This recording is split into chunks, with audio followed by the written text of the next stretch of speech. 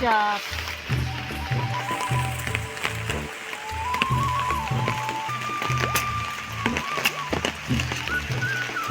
আর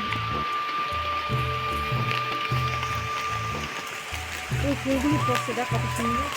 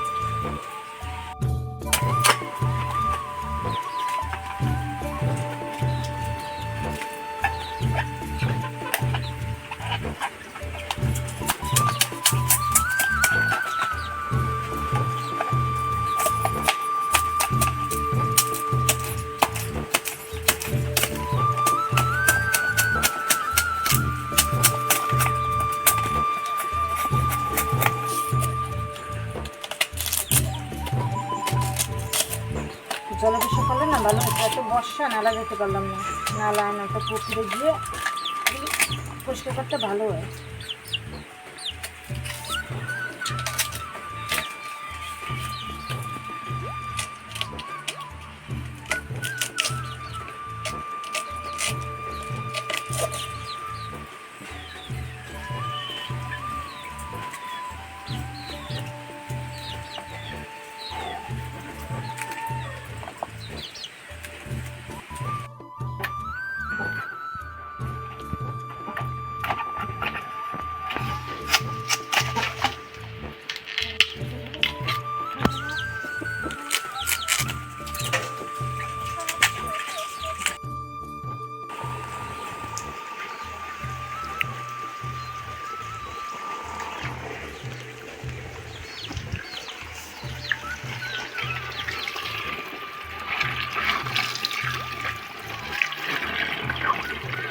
আলগুলো না ধুলে না পরে কাটার সময় আল তরকারি দিতে চলে যাবে। বাঁশের কড়াল দেখতে ভালো, যদি তুমি রাঁধতে জানো। দেখতে হবে সুস্বাদু, খেতে লাগবে দারুণ। চলে এসো রান্নাঘরে, কিভাবে রান্না করে। নমস্কার বন্ধুরা, আমি অঞ্জনা। আন্দামান ভিলেজ ফুড চ্যানেলে তোমাকে সবাইকে জানাচ্ছি অভিনন্দন ও রাধে রাধে। আশা করি তোমরা সবাই ভালো আছো, সুস্থ আছো। এসো এবার দেখে নিই আমাদের গ্রামগঞ্জে আমরা বাঁশের কড়াইটাকে কিভাবে রাঁধি, আর পুঁই শাক আলু দিয়ে একটা নিরামিষ তরকারি করব। তাই চলো বন্ধু, আমরা দেখতে থাকি। প্রথমে বাঁশের কড়াইটাকে কেটে নেব। আমি কিন্তু বাঁশের কড়াই সিদ্ধ করব না, একদম ডাইরেক্ট আমি কেটেই ভাজা করব। কিভাবে করব এটা একটা ছোট্ট একটা পদ্ধতি আছে, সেটাও তোমাদের আমি বলে দেবো। তো বাঁশের কড়াই একটুকু তেতো লাগবে না।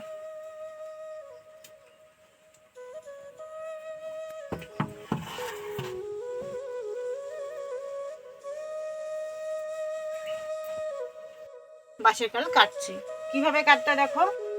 প্রথমে এরকম করে এই শক্তটুকু ফেলে দিতে হবে, তারপর এরকম করে কাটতে হবে, ছোট ছোট করে কুচি কুচি করে কাটতে হবে।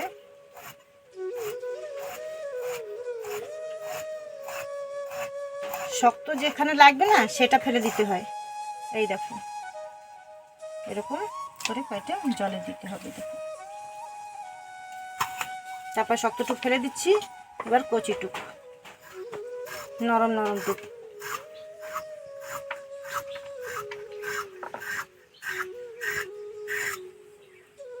এই যে নরম নরম টুক কাটছি, শক্তটুক ফেলে দেবো।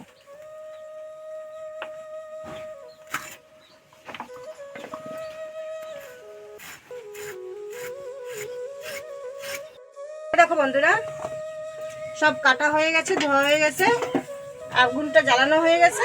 এখন আমি কড়াইটা বসিয়ে ভাজাটা করব।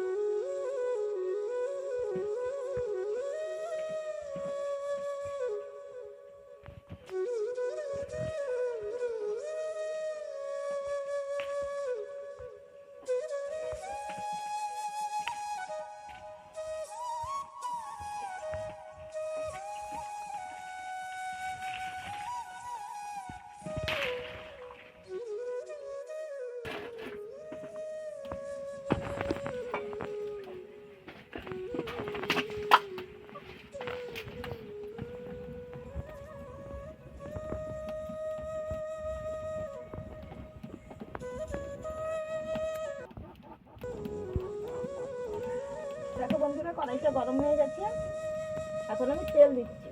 এটা বাঁশের কড়াই তো একটু তেলটা একটু সামান্য পরিমাণে একটু বেশি দিতে হবে। কড়াইয়ে একটু তেল বেশিই লাগে, জঙ্গলের খাবার কিনা তাই।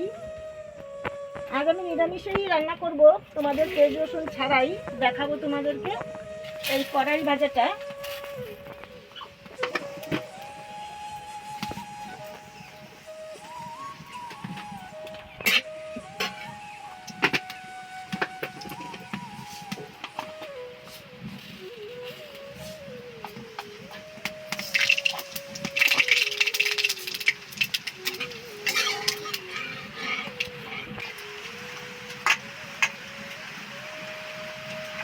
লঙ্কাগুলি দাও।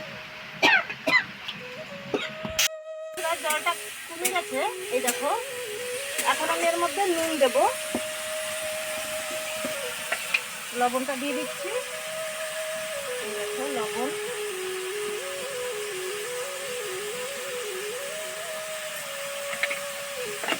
আর দেবো একটু লঙ্কা পাউডার। বাঁশের কয়লা একটা জাদু কি জানো, বাঁশের কয়লা না হলুদ দিতে নেই, হলদি দিয়ে না বাঁশের কয়লাটা তেতো বেশি লাগে। আমি অল্প একটু লঙ্কা পাউডার দিয়ে দিচ্ছি। বাঁশের কয়লা না এমনিতে কালার চলে আসবে, একবার ভাজা করতে করতে কালার এসে যাবে। এটা হলুদ দিতে নেই, হলুদ দিলে পর বাঁশের কয়লা তেতো লাগে। আর এইটাই হচ্ছে বাঁশের কয়লার একটা জাদুকাঠি। বাঁশের কয়লা হলুদ দিতে নেই। দেখো অনেকটা হলুদ হলুদ কালার এসে গেছে। এরকমই ভাজা হতে হতে হলুদের কালারটা বাঁশের কয়লা নিজেই নিয়ে নেবে। আর এটা আমি নিরামিষ করছি, তোমাদের আমি আমিষ করে আর একটা দেখাবো পরে। কেন কি অনেকে বলে যে বাঁশের কয়লা পেঁয়াজ রসুন ছাড়া খাওয়া যায় না, তাই আমি পেঁয়াজ রসুন ছাড়াই ভেজে তোমাদের দেখাচ্ছি। পেঁয়াজ রসুন ছাড়াও ভেজে খাওয়া যায় বাঁশের কয়লাটা। আর একদিন তোমাদের আমি পেঁয়াজ রসুন দিয়েও আমি দেখাবো আমরা কিভাবে খাই গ্রামে।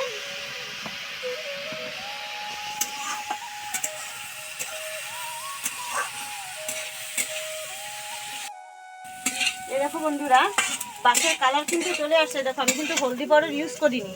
এই দেখো বাঁশের কালার, এই দেখো বাঁশের কালার। আমি কিন্তু একটুকু হলদি পাউডার দিইনি, আর আমি বাঁশটা সিদ্ধও করিনি। এই দেখো প্রায় ভাজা হয়ে গেছে। আর একটু সময় নেড়ে চেড়ে তারপরে আমি ভাজাটাকে নামাবো।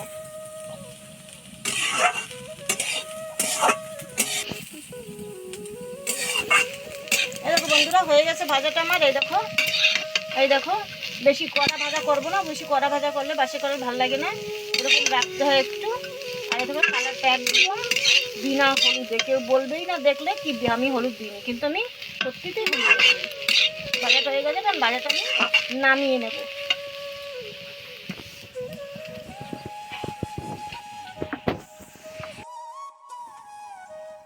এখন নিরামিষ পুঁইশাকের তরকারিটা রান্না করবো। অল্প একটু তেল, বেশি তেল লাগবে না, নিরামিষ তো। কাঁচা লঙ্কার তরকারি। আমি কিন্তু বাঁশের কয়লায় কিন্তু কাঁচা লঙ্কা দেইনি, কেন কি তো প্রয়োজন হয় না কাঁচা লঙ্কার। কাঁচা লঙ্কা জিরে পাউডার ওইসবের কোনো তরকারি হয় না। আচ্ছা এখন আমি জিরে আর দুটো তেজপাতা দিয়ে দেবো।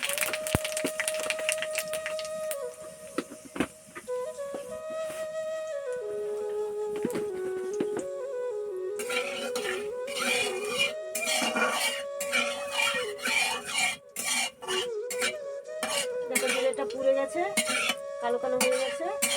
এখন আমি আলু কাটাটা এর ভেতরে দিয়ে দেবো।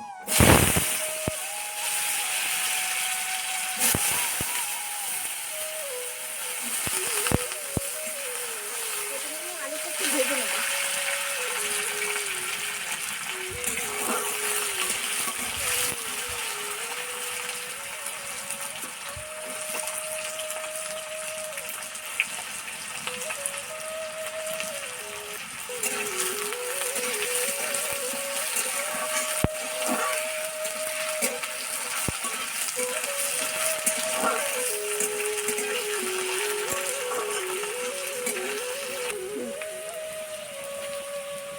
নুন দিয়ে দিচ্ছি।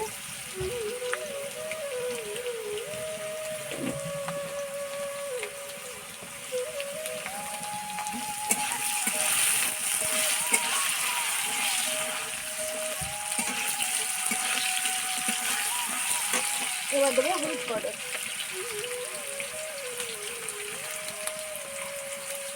বেশি দেবো না, অল্প হলুদ দেবো। কাঁচা লঙ্কার তরকারি নিরামিষ, বেশি হলুদ দিলে হলুদ পোড়া লাগবে, গন্ধ আসবে, তাই। এখন আমি জল দিয়ে দেবো।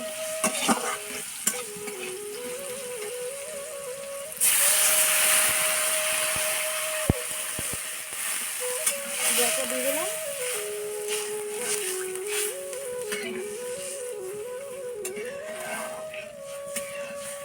একটু ফোর আসুক, তারপর আমি পুঁই শাকগুলি দেবো।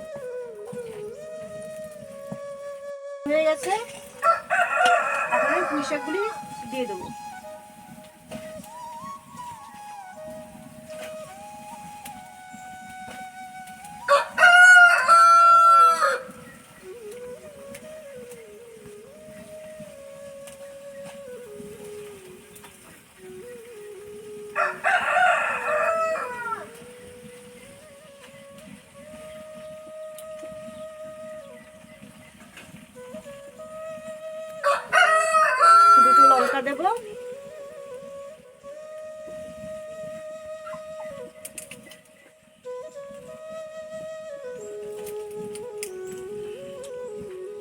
একটু জিরে পাউডার দেবো।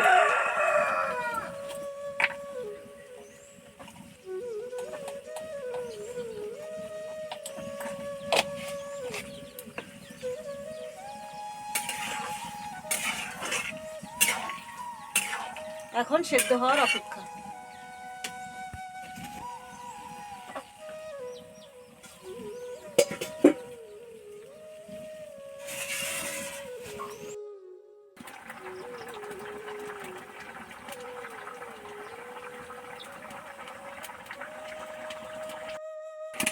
গাঢ় গাঢ় হয়ে আসছে, ঝোলটাই হয়ে গেছে, গাঢ় হয়ে গেছে। আর দেখো আলু আর পুঁই শাক সব গলে গেছে। আমি এর মধ্যে একটু চিনি দেবো, একটু চিনি দিয়ে দিচ্ছি।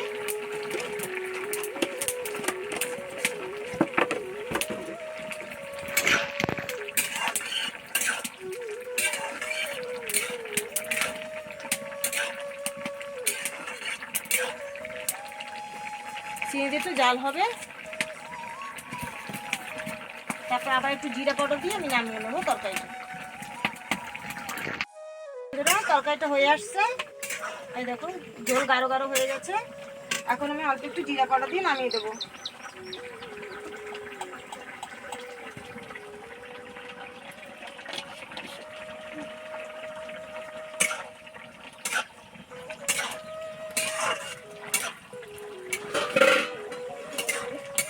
হয়ে গেছে, এখন আমি তরকারিটা নামিয়ে দেবো।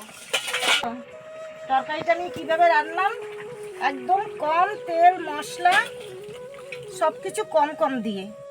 আমরা গ্রামে এরকমই করে খাই, কম কম তেল মশলা, শাক পাতা,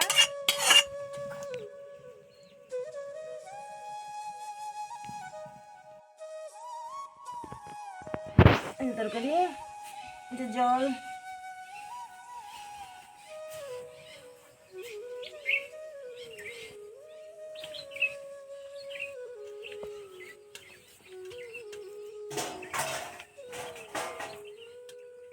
বাঁশের কোরাল ভাজা।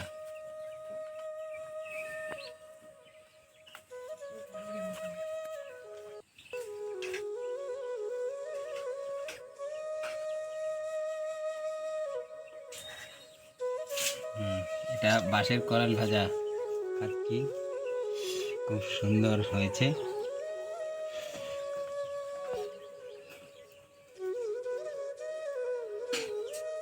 টেস্ট হয়েছে, খুব ভালো হয়েছে। আপনারাও এটা খাবেন রান্না করে, অনেক ভালো। এই যে এই বাঁশের কোরাল এই বর্ষার সময়ই হয়, এমনি সময় হয় না। এগুলো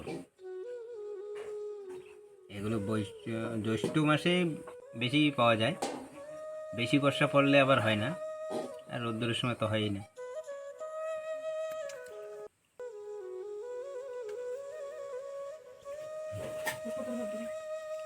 এটা নিরামিষ তরকারি পুঁই শাকের। পুঁই শাকটা এমনিই আমি একটু ভালো খাই, আজকে নিরামিষের দিন তো তাই নিরামিষ খাচ্ছি।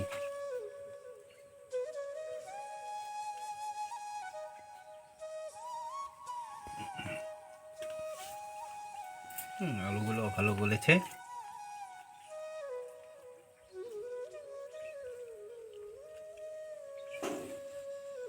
এই যে পুঁই শাকের তরকারি, দেখুন কেরকম টেস্ট। না ভালো হয়েছে, সুন্দর হয়েছে। নিরামিষ হিসাবে তো বোঝাই যায় না যে নিরামিষের তরকারি, এত সুস্বাদু হয়েছে।